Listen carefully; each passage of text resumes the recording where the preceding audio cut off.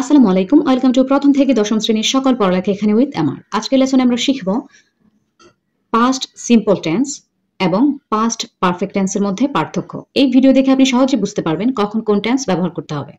তো প্রথমেই রয়েছে সিম্পল পাস্ট। এই সিম্পল পাস্টকে আমরা সিম্পল পাস্ট টেন্স বা ফার্স্ট ইনডেফিনিট টেন্সও বলতে পারি। এই সিম্পল পাস্টকে আমরা পাস্ট সিম্পল টেন্স বা সিম্পল পাস্ট অথবা পাস্ট ইনডেফিনিট টেন্সও বলতে পারি। তো পাস্ট সিম্পল বলতে আমরা কি বুঝি? পাস্ট সিম্পল টেন্স হলো এমন একটি টেন্স যা ব্যবহার করা হয় কোনো কাজ বা ঘটনা সম্পূর্ণভাবে অতীতে শেষ হয়ে গেছে বোঝাতে। এই টেন্সটা কখন ইউজ করা হয়?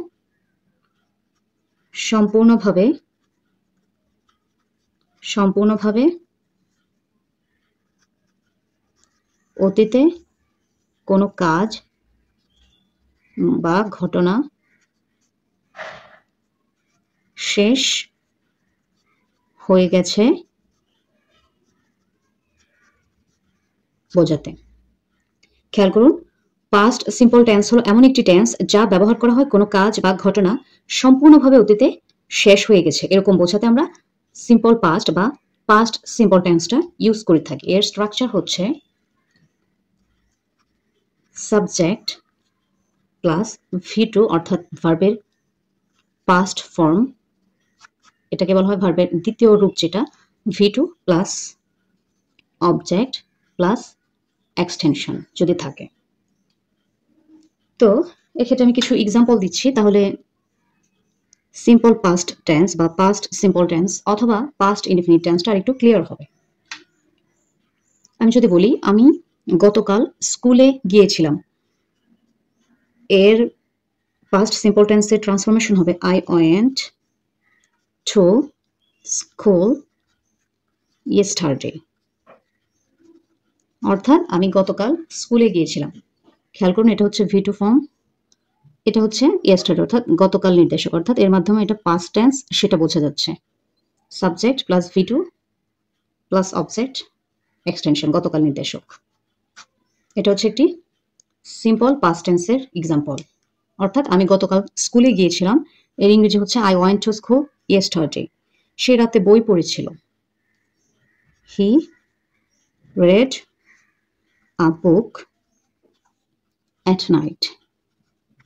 খেয়াল করুন, এটা হচ্ছে ভার্বের V2 ফর্ম, কারণ আমরা জানি এই রিড রেড এই ভার্বের তিনটা ফর্মই এক, V1 V2 V3, তিনটা ফর্মই হচ্ছে একই। Read red, he read a book at night, সে গতকাল সে রাতে বই পড়েছিল, at night মানে রাতে, সে রাতে বই পড়েছিল। আবার যদি বলি তারা ফুটবল খেলেছিল শুক্রবার, দে প্লেড মানে খেলেছিল, দে প্লেড ফুটবল, তারা ফুটবল খেলেছিল শুক্রবার মানে ফ্রাইডে, এখানে আমরা লাস্ট ফ্রাইডে যুক্ত করবো, লাস্ট ফ্রাইডে। খেয়াল করুন, এখানে প্লেড হচ্ছে ভার্বের V2 ফর্ম, লাস্ট ফ্রাইডে কি শুক্রবার বা গত শুক্রবার, এটা পাস্ট নির্দেশক অর্থাৎ অতীত নির্দেশক। এখানে আমরা তারা ফুটবল খেলেছিল এই পর্যন্ত আমরা এই সেন্টেন্সটা রাখতে পারতাম, দে প্লেড ফুটবল, তারা ফুটবল খেলেছিল, এটাও একটা সিম্পল ফার্স্ট টেন্স। আবার যদি বলি they played football last Friday, এটাও একটা সিম্পল ফার্স্ট টেন্স অর্থাৎ ফার্স্ট ইনডিফিনিট টেন্স। আমরা এভাবেও এই সেন্টেন্সটা মেক করতে পারি। তো আমরা কখন ব্যবহার করব, ওয়েট করে নিচ্ছি, কখন ব্যবহার করবেন, অর্থাৎ সিম্পল পাস্ট টেন্স কখন ব্যবহার করবেন? যখন কোনো কাজ বা ঘটনা অতীতে হয়ে গেছে এবং শেষ হয়ে গেছে, অতীতে হয়ে গেছে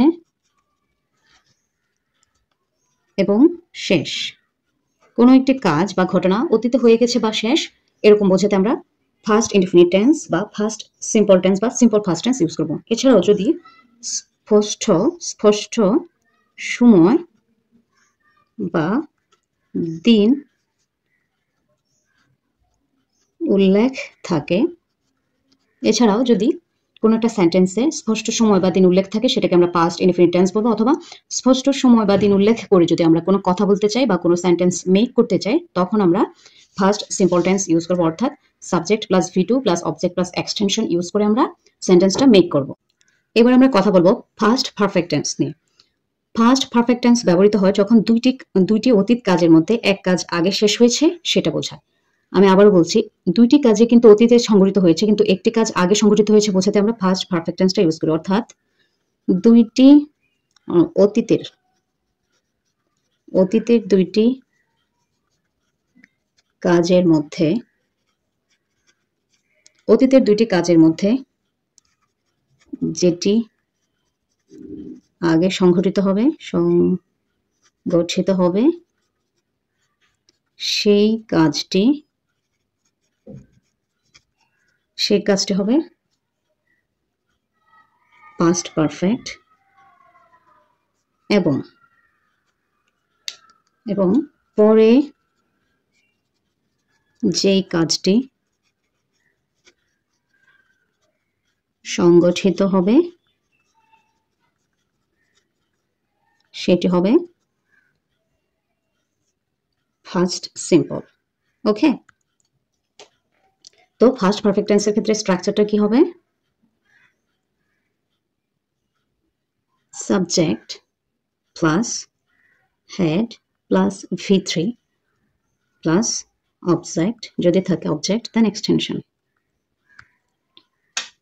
খেয়াল করুন, ফার্স্ট পারফেক্ট টেন্সের ক্ষেত্রে স্ট্রাকচারটা হচ্ছে সাবজেক্ট প্লাস হেড, V3 মানে হচ্ছে ভার্বের past participle form plus object plus extension, অর্থাৎ বাকি অংশ। এক্ষেত্রে কয়েকটি এক্সাম্পল দিলে জিনিসটা আর একটু ক্লিয়ার হবে, অর্থাৎ স্ট্রাকচারটা ক্লিয়ার হবে এবং আমরা পাস্ট পারফেক্ট টেন্সটা আরো সুন্দরভাবে বুঝতে পারবো। যদি বলি, শিক্ষক আসার আগে আমি হোমওয়ার্ক শেষ করেছিলাম।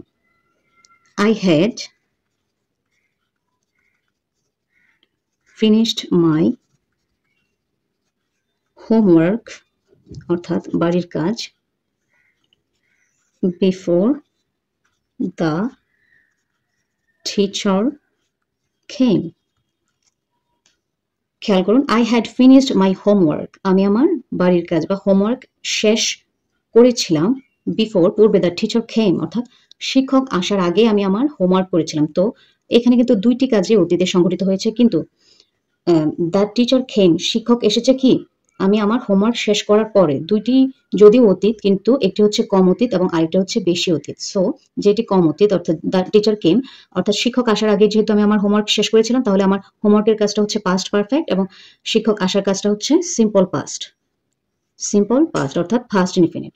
এবং শিক্ষক আসার আগে যে আমি কাজটা করেছি, আমার হোমওয়ার্ক করা শেষ হয়ে গিয়েছে, সেটি হচ্ছে ফার্স্ট পারফেক্ট। এটি হচ্ছে ফার্স্ট পারফেক্ট। আশা করি বুঝতে পেরেছেন। আবার যদি বলি, আমরা পৌঁছানোর আগে বা পূর্বে তারা চলে গিয়েছিল, এর ইংলিশ হবে দে হ্যাড লেফট, তারা চলে গিয়েছিল, বিফোর উই অ্যারাইভড। খেয়াল করুন, এখানে দে হ্যাড লেফট, তারা চলে গিয়েছিল, কি তারা চলে গিয়েছিল, আপনারা একটু খেয়াল করুন বাংলা লেখাটা, তারা চলে গিয়েছিল, বিফোর উই অ্যারাইভড, আমরা পৌঁছানোর আগে, আমরা পৌঁছানোর আগেই বা পূর্বে,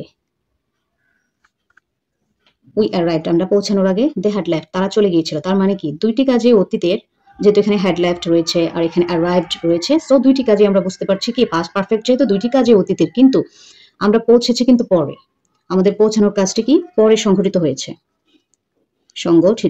আমাদের পৌঁছানোর কাজটি পরে সংঘটিত হয়েছে এবং তারা চলে গিয়েছে সেটা কি আগে সংঘটিত হয়েছে বা আগে ঘটে যাওয়া কাজ। এখানে দে হ্যাড লেফট এটা হচ্ছে আগে ঘটে যাওয়া কাজ এবং উই অ্যারাইভড এটা হচ্ছে পরে সংঘটিত হওয়া বা পরে ঘটা কাজ, যেটা পরে ঘটেছে। সো এখানে আমরা ইউজ করেছি সিম্পল পাস্ট টেন্স, অর্থাৎ ফার্স্ট ইনডিফিনিট টেন্স। আর যেহেতু তারা আমাদের আগে চলে গিয়েছিল, সো এটা হচ্ছে ফার্স্ট পারফেক্ট টেন্স। আবার যদি বলি, when I arrived, আপনারা একটু মনোযোগ দিয়ে খেয়াল করুন, the train had left, খেয়াল করুন, এখানে আমরা কি দেখছি স্ট্রাকচারটা, দ্য ট্রেন সাবজেক্ট V3 অর্থাৎ had left, when I arrived, sorry এখানে হ্যাড প্লাস এটা হচ্ছে V3 ফর্ম ভার্বের, আর এটা হচ্ছে I arrived। সো এখানে বাংলাটা হচ্ছে when I arrived, যখন আমি পৌঁছেছিলাম, the train had left, train চলে গিয়েছে, ট্রেনটি ইতোমধ্যে কি চলে গিয়েছে। when I arrived, যখন আমি পৌঁছেছিলাম, দ্য ট্রেন হ্যাড লেফট, ট্রেনটি চলে গিয়েছিল। এই দুইটি কাজ যদিও দুইটি কাজে অতীতের, কিন্তু আপনারা খেয়াল করুন এখানে I arrived, এই arrived এর কাজটি কি, যখন আমি পৌঁছাই, এই arrived এর কাজটি কি পরে ঘটে যাওয়া কাজ, পরে ঘটে যাওয়া কাজ। এবং the train had left, the train had left এটা হচ্ছে আগে ঘটে যাওয়া কাজ। তো আমরা কি জানি, আগে ঘটে যাওয়া কাজের জন্য আমরা কি ইউজ করব, আমরা ফার্স্ট পারফেক্ট টেন্স ইউজ করব। কি আগে ঘটে যাওয়া কাজের জন্য আমরা ইউজ করব পাস্ট পারফেক্ট টেন্স, এবং যে কাজটা পরে ঘটবে, অতীতেই হবে দুইটা কাজ, কিন্তু যে কাজটি আগে ঘটবে সেটা হবে ফার্স্ট পারফেক্ট টেন্স, এবং যে কাজটি পরে হবে সেটা হবে simple past tense, simple past tense অথবা ফার্স্ট ইনডিফিনিট টেন্স। তো আশা করছি আপনারা সিম্পল ফার্স্ট টেন্স অর্থাৎ ফার্স্ট ইনডিফিনিট টেন্স এবং ফার্স্ট পারফেক্ট টেন্সের মধ্যকার পার্থক্য সহজেই বুঝতে পেরেছেন। তো এরকম আরো অনেক উদাহরণ দিয়ে আপনারা নিজে থেকেই ফার্স্ট ইনডিফিনিট টেন্স এবং ফার্স্ট পারফেক্ট টেন্স প্র্যাকটিস করুন, তাহলে অবশ্যই আপনাদের এই বিষয়টা আরো ক্লিয়ার হবে। আপনি যদি আরো ইংরেজি শিখতে চান এবং এরকম আরো ভিডিও পেতে চান, প্লিজ সাবস্ক্রাইব করুন, ভিডিওটি পছন্দ হলে লাইক দিন এবং কমেন্ট করুন, আর শেয়ার করতে ভুলবেন না। দেখা হবে পরের ভিডিওতে। Till then keep learning and keep growing. আল্লাহ হাফেজ।